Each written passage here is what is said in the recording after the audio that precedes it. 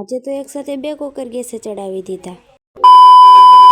અને ગાઈસ તમે બધા જો ઘડિયાળમાં કેટલા વાગ્યા છે અને કેટલું મોડું થઈ જશે વ્લોગ બનાવવાનું. 11:15 થઈ ગયા છે અને 11:15 થઈ ગયા એટલે મારા બા બેહી ગયા દવણું કરવા. પછી તો આપણે તે એમ શું કે લાવોને કંઈક કામ કરી નાખીએ એટલે આપણે તે બેહી ગયા પછી બટેટા સુધારવા. પછી તો આપણે સાકુ બટેટા અને કાથરોટ લઈને બેહી ગયા બટેટા સુધારવા એટલે જલ્દી આપણા બટેટા સુધારી ગયા. બટેટા સુધારીને મૂકી દીધું ગેસ ઉપર કુકર અને નાખી દીધું તેલ. તેલમાં નાખી દીધી હળદર અને કરી નાખ્યો બટેટાનો અને રીંગણાનો વઘાર.